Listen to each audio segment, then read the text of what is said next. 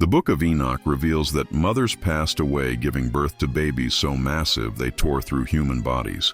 Yet these scary infants looked completely angelic and innocent. Most people think bigger means stronger. But these Nephilim developed beyond physical size into something that terrified their own angelic fathers. Their sweet baby faces began changing in ways that defied nature itself. Mothers noticed their children's eyes first, then their smiles, then the sounds they made when they got excited. What these innocent-looking giants transformed into made their own creators regret ever touching human women. We'll show you how these children use their innocent faces to get close to victims, making adults trust them completely before revealing their true deadly intentions. But to understand how these terrifying children came to exist, we need to go back to where it all started. This story begins with heaven's most trusted guardians who held the ideal job in heaven, but made their own deadly mistake. These weren't just any angels. They were called Watchers, and their name told you exactly what they did. The word Watchers comes from an old language where it means those who are awake. God gave them one sacred job: watch over humans and guide them from far away. Never get too close. Never get involved. Just watch. For years, that's exactly what they did. 200 of these powerful angels floated high above the earth, keeping their distance like good soldiers. They watched families build homes. They saw people plant crops and raise children. They guided them safely through dangers. It was the ideal job for flawless beings. But something stirred in their hearts when they looked down at the daughters of men. These human women were beautiful in a way the angels had never seen before. They weren't like the bright, shining beings in heaven. These women laughed and cried and lived with such passion. The angels felt a burning desire they were never meant to feel. Day after day, the Watchers found themselves staring longer. Their holy duties became harder to focus on. All they could think about were these amazing human women walking around below them. The feeling grew stronger and stronger until they couldn't ignore it anymore. Semyaza, their leader, knew they were in trouble. He called all 200 angels to meet him at Mount Hermon, a tall mountain that reached toward the sky. When they gathered there, Semyaza looked at his fellow Watchers with worry in his eyes. "We're thinking about doing something terrible," he told them. "If we go down to earth and take human wives, God will punish us forever. But I'm scared to do this alone." The other angels nodded. They were all feeling the same dangerous desire. They knew this would break the biggest rule in heaven. The line between spirit and flesh should never be crossed. However, their want was stronger than their fear. Standing on that mountain, all 200 angels made a terrible promise. They swore an oath to stick together in this cosmic crime. They knew none of them could survive God's anger alone, but maybe together they had a chance. Their divine nature made them impossible for human women to resist. When these shining beings stepped onto earth, they looked like the most handsome men anyone had ever seen. The women had no idea they were about to marry with beings of pure spirit. Before we reveal what these forbidden unions created, we need to ensure you're ready for this information. We want our audience to be prepared for the shocking truths from the Book of Enoch. Science says when you are mentally ready to accept new information, only then can you understand it deeply. What's coming next contains some of the most disturbing events in religious history. Comment, I am ready if you can. Handle learning about the terrifying consequences of this cosmic rebellion. These forbidden marriages between angels and humans soon produced children. But these weren't normal children. They were something the world had never seen before, and something that should never have existed. Nephilim. The results of these unholy unions were creatures that should never have existed. The unions between Watchers and human women produced children that broke every natural law. These weren't just big humans. They were called Nephilim, and they were giants whose very existence was wrong. A normal human baby weighs about 7 lb. These Nephilim babies were enormous from the moment they were born. The Book of Enoch tells us they grew to be 3,000 ells tall. That's about 450 ft, taller than a 40-story building. Their footsteps created earthquakes. Their voices boomed across valleys like thunder. But the worst part was what happened to their mothers. These poor women's bodies couldn't handle giving birth to such huge beings. Many mothers died in terrible pain as these giant babies tore through their human bodies. It was a horror no woman was meant to face. Yet when you looked at these giants, they seemed innocent. They had angelic faces like oversized children with bright eyes and sweet smiles. However, underneath those heavenly looks lived incredible strength that could crush solid stone into powder. They could tear apart trees with their bare hands like you'd snap a twig. The Nephilim inherited abilities from their angel fathers that went beyond just being big. They were faster than humans, stronger than anything on Earth. Their otherworldly heritage gave them powers that started to scare even their own angelic fathers. At first, the Watchers felt proud of their children. "Look what we created," they thought. But that pride turned to fear as they watched these giants grow. The angels began to realize they had unleashed something they couldn't control. The Nephilim's appetites were as enormous as their bodies. They ate entire barns full of grain in one meal. They devoured whole herds of cattle like snacks. Farmers worked all year to grow crops, but one Nephilim could eat it all in a single day. Villages couldn't keep up with feeding them. These giants consumed everything humans could produce, but they were still hungry. Their enhanced bodies needed more food than the earth could provide. People started to panic as their food disappeared faster than they could grow it. The angelic faces that once seemed innocent now looked different. There was something hungry in their eyes that normal food couldn't satisfy. The giants stared at humans in a new way, like they were thinking about something terrible. Their incredible strength had made them ideal hunters that no human could stop. No weapon could hurt them. No hiding place could keep people safe from them. But while these giants terrorized humanity with their strength, their angelic fathers were spreading a different kind of evil, one that would corrupt human hearts and minds forever. Fallen angels, while their giant children terrorized the earth with brute force, the fallen angels spread corruption in an even more dangerous way. They began sharing divine secrets that humanity was never meant to know. These angels possessed knowledge that belonged only in heaven, but they decided to teach these forbidden mysteries to their human wives. Azel was the worst teacher of all. He showed men how to take their simple farming tools and turn them into weapons of death. Before Azel came down, humans used metal to make plows and shovels for growing food. However, Azazel revealed how to hammer iron into sharp swords and knives. He showed them how to make shields and armor that could stop any attack. These lessons spread like wildfire through human towns. Peaceful farmers suddenly became warriors. Brothers who once worked together in fields now fought each other with blades that could cut through anything. The first wars in human history started because angels revealed how to kill each other better. But Azazel wasn't the only instructor. Other fallen angels shared different deadly secrets. Samjaza showed people how to cast spells and use magic roots. Baraki Jah revealed how to read these stars for evil purposes instead of just telling time. Kokabul explained secret signs in the sky. The angels even poisoned human beauty. Azel demonstrated to women how to paint their eyes and faces with makeup. He displayed how to use shiny stones and bright colors to make themselves look different. Before this, women were naturally beautiful the way God made them. Now they learned to use makeup and jewelry as tools to trick and control men.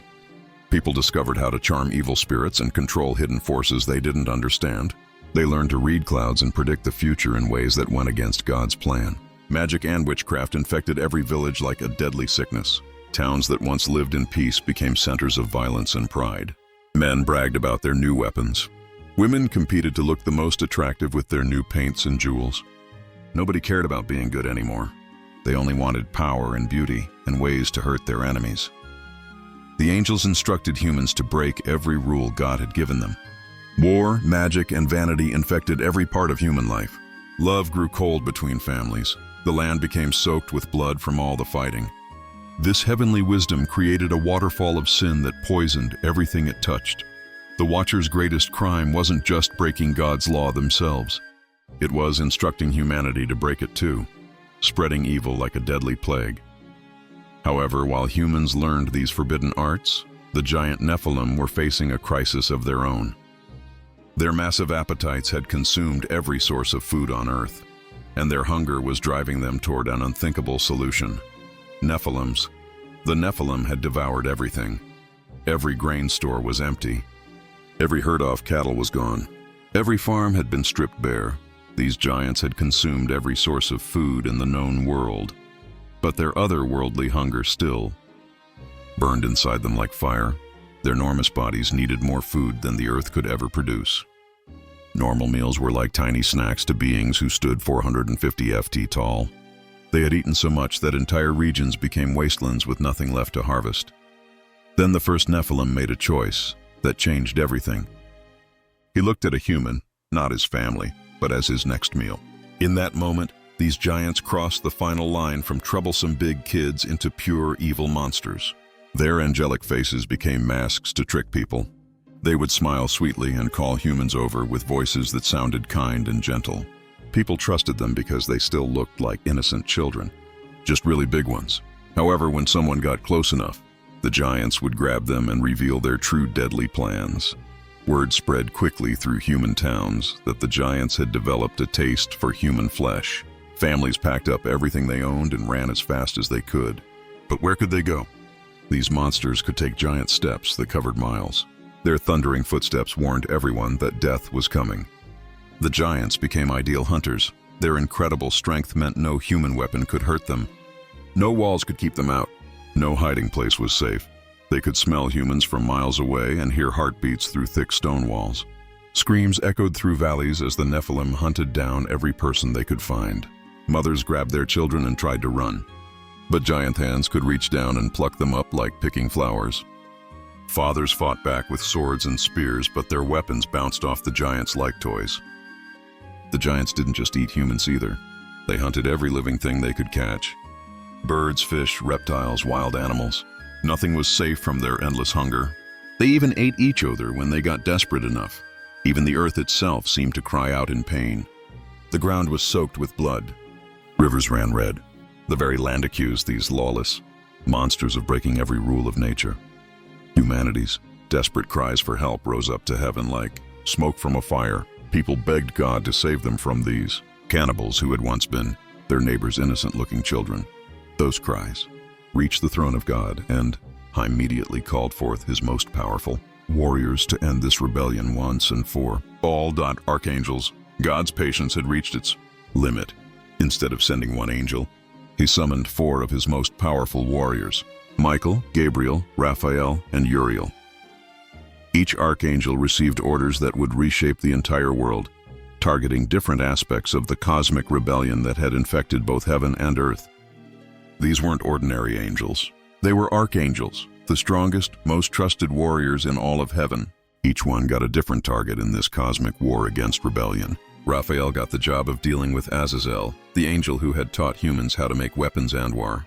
God told Raphael to grab this rebel angel and drag him to a place called Dudael in the desert. There, Raphael wrapped Azazel in unbreakable bonds and threw him into a deep pit covered with sharp, jagged rocks. The fallen angel's screams echoed across the empty wasteland as he faced prison until Judgment Day. Gabriel received an even more clever assignment. Instead of fighting the giant Nephilim himself, he was told to turn them against each other. Gabriel whispered thoughts into their minds that made them angry and suspicious. Soon these cannibals started seeing each other as enemies instead of brothers. The giants began a brutal civil war, using their incredible strength to tear each other apart. Michael, the greatest warrior angel, got the biggest job. He had to capture Simyaza and all the other watchers who'd taken human wives. Michael grabbed these fallen angels one by one and dragged them to dark valleys under tall mountains. There he bound them with eternal bonds, trapping their immortal bodies until the final Judgment Day. Uriel got the most urgent task of all. He had to race against time to warn Noah about what was coming next. God was preparing to send a flood that would wash away everything evil on earth. Uriel flew as fast as he could to find Noah and tell him to start building a wooden boat immediately. Even Enoch, the righteous man who walked with God, was lifted up to heaven so he wouldn't have to watch the complete destruction of his world. God didn't want good people to see the terrible things that were about to happen. This wasn't just punishment. It was 4 perfectly planned strikes against rebellion happening all at once. Each archangel carried out their orders with deadly precision, proving that no matter how strong rebellious angels think they are, they can't stand against God's justice. However, while the archangels dealt with the Watchers and Nephilim, God was preparing an even greater judgment. He was about to unleash every drop of water on earth to wash away this corruption forever. The flood. The flood began with a violence that defied nature itself. This wasn't just rain falling from clouds. This was heaven and earth working together to erase every trace of the evil that had infected creation. Water poured down from the sky like giant waterfalls while underground springs burst open from below. It was like the whole planet had become one massive washing machine. The mighty Nephilim, who had terrorized humans for so long, suddenly found their incredible strength meant nothing. These giants, who could crush mountains with their bare hands, couldn't do anything against rising water. They tried climbing to the highest peaks, but the flood kept climbing higher. Their 450 FT bodies, that once seemed so dominant now, just made them bigger targets for the endless waves. Water covered everything. The tallest mountains, the deepest valleys, every city and farm. The giants who had eaten humans like snacks were now drowning like everyone else. Their angelic faces that had tricked so many victims disappeared under the dark waters forever. But this flood did more than just kill. It washed away every person who had learned the forbidden wisdom from the fallen angels. Every weapon maker, every magician, every person who used makeup and jewelry to deceive others, all gone. The waters didn't just destroy the giants. They cleaned away all the sin that had spread like poison through human society. High above the drowning world, one wooden boat floated safely on the waves. Noah's Ark carried the only humans who had stayed pure from the angelic infection. Inside were Noah, his family, and pairs of every clean animal. They could hear the storm raging outside, but they were protected by God's own hands. For 40 days and 40 nights, water fell from heaven. When it finally stopped, the world looked completely different. No cities, no farms, no giants, just one endless ocean covering everything. It was like God had pressed a giant reset button on the entire planet. When the waters finally went down, they left behind a world as clean and fresh as the day God first created it. Every trace of the Watchers' rebellion was gone. Every Nephilim was dead. Every bit of unholy knowledge was washed away. But Noah's story was far from over. In this fresh, clean world, the righteous man who saved humanity planted a vineyard, got drunk, and ended up naked in his tent. What Hissenham did next sparked a family betrayal so severe that Noah cursed his own grandson. This wasn't just family drama. Noah's curse created the biblical justification for slavery and shaped the destiny of entire civilizations. The consequences of this single moment affected Africa, the Middle East, and Europe for millennia. Click on the video being displayed on your screen to uncover this explosive family scandal.